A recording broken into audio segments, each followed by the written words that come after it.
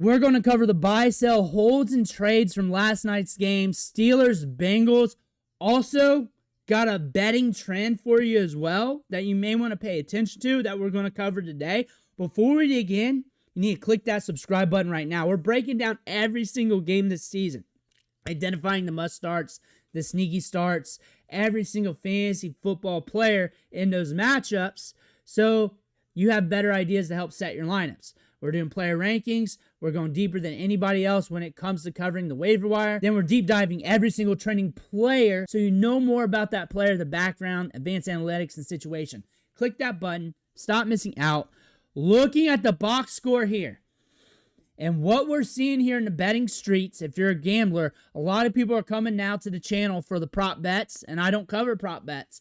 I cover these players' situation, advanced data, and I guess it's helping people out. It's helping people out in DFS, and I just roughly talk about DFS, and the ideas are really resonating with them to help them win money. The thing about this and what we're seeing, dogs, money line, night games, Thursday night, Monday nights, we're starting to see dogs hit at a good rate.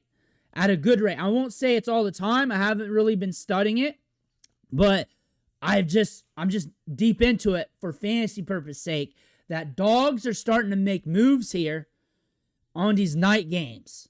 Like, they're starting to get more upsets. Like, that is something you got to deep dive when you're making your bets. Don't take that blindly.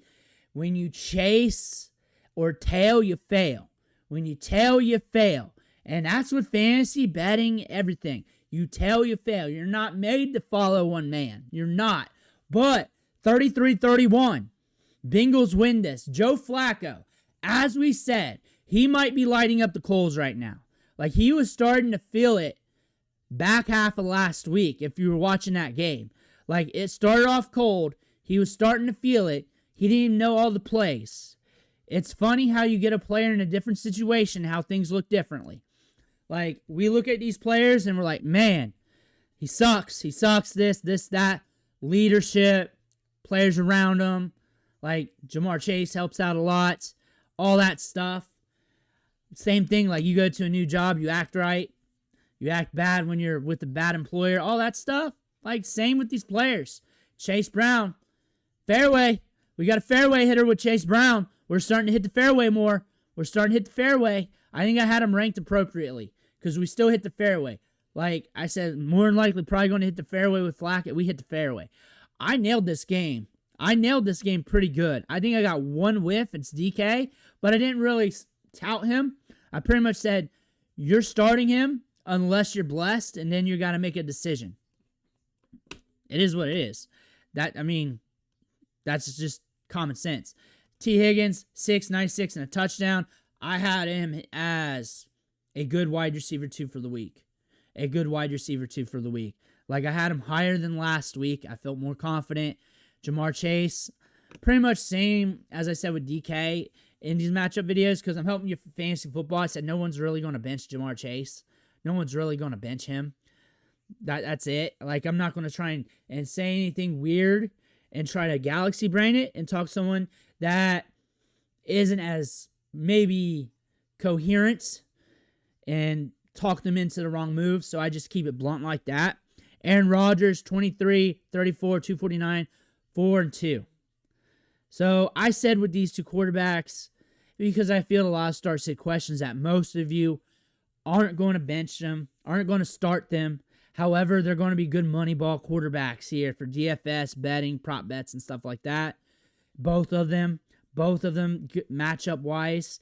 And Vegas was split on this matchup to where, like, it could go either way and it could break. Jalen Warren, I had him ranked with Gainwell lower because I don't trust Arthur Smith. It wasn't a pick or a call. Like, I just don't trust Arthur Smith. It was a Warren game. I still don't trust Arthur Smith. I like Warren better than Gainwell. I had Warren ahead of Gainwell, if that matters. Also had them both ranked in a spot where you're starting them. Pat Freiermuth hit here, 2 touchdowns, 5 balls caught, 111 yards. Whereas Washington got a touchdown as well. Jonnu, my analysis here, let's look here. Fant got a touchdown, was that some random tight ends were going to hit, and if you're playing DFS trying to get this cheaper to go with one of them, I don't know why I said that. I looked at both teams, and both of them were like randomly bending to tight ends. They were just random. Like, it was a random dart throw call. With Freiermuth, even Washington. Washington obviously would have been very cheap. It was just a random dart throw call out in the wind. Like, hey, like a suggestion. Like, hey, maybe you like some chocolate on that ice cream. And you're like, okay, that sounds like a great idea. I don't know. Like, it wasn't really a call. Like you just look at the game script, like, there's a probability for that. The tight ends didn't really spread around here for the Bengals. That's fine, though, because everything went to Jamar Chase. There are people saying to sell Jamar Chase like a few weeks ago.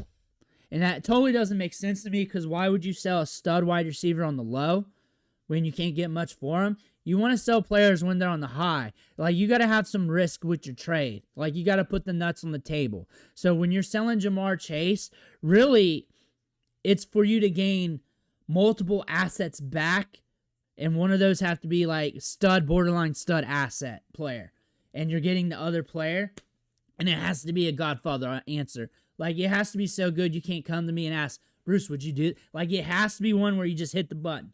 If it's enough for you to come to me and ask, should I make this trade? It's not enough. That's it. It's not enough. Whether he's on the higher, there's going to be volatility through his career. That's just normal football. And you just can't react negatively. Now, if he's 30 and he's got low volatility, yeah. But he's in his prime right. What are people doing? It's people getting paid to talk fantasy and all that stuff. Like, think about it. T. Higgins, he's going to be a splash play. He's going to be a splash play. Like, this team's built like the Cowboys when they're healthy. You got your CeeDee Lamb and you got your George Pickens right here. You're going to have your splash play. He's going to have his down games, and he's going to have his big games. I think Flacco, while we're getting the other Joe back, is going to be a good Joe for you. I think this team's going to be firing pretty well. And the Browns look stupid. The Browns look very stupid there. Getting rid of Flacco, but it's more than just getting rid of Flacco. I think you look at this organization of the Browns, and, you know, it's rather messed up. Like, they got a clean house. I think this is going to be another catalyst of the Browns cleaning house. And if they lose to the Dolphins this week, they're cleaning house. Something's going to go. Something's going to go, and this is going to be another portion of that, because they couldn't get that out of Flacco, even though they don't have the same personnel. They couldn't get like a quarter of that out of Flacco. They couldn't do that. They couldn't squeeze it out. They couldn't optimize this depth chart.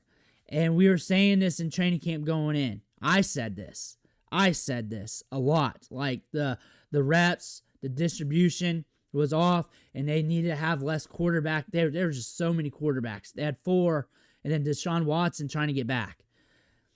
And the reps were just insane in their practice tempo. Now we're talking about the Browns, and their practice tempo was just so fast where, like, come on, guys, you're not really trying to develop anything. Now you're seeing it. You're seeing a lot. This is another proof, and this is huge right now in the Browns Radio News Network, as I'll cover later today. But I just want to point this out. Chase Brown's back to being at least a fairway running back. Jalen Warren's the guy right now. He's actually a safer play between the 3 running backs. Caleb Johnson will probably have a random moment, then get pulled away from us. That's my guess. So don't get too excited when he hits, scores a touchdown, or has a long run. Look for him more next year. But he will have a couple good moments, at least one this year. Aaron Rodgers, right matchup, he can get you to the fairway. Joe Flacco is going to be a fun get off the waiver wire while he's out there. Fun get off the waiver wire. We know what we got here. He did what I said he was going to do when he got signed with the Bengals last week, and he was going to hyper target Jamar Chase. And I said he should do that. He did that. Maybe he's watching the content too. There's a chance. Like, I get relatives of players watch. I get them to chime in sometimes, because I got thumbnails with him with tears on it and all that stuff. Maybe he saw that, but no, it's common sense, guys. It's just common sense. You're on a new team. You got Jamar Chase. Of course you're going to do that, guys. Of course you're going to do that, guys. Of course. I ain't got that much pull. And Joe Flacco probably hates me. Let me know what you think in the comments below when you hear about that. Make sure to hit that subscribe button on the way out. Well, thank you for watching. Catch you on the next video.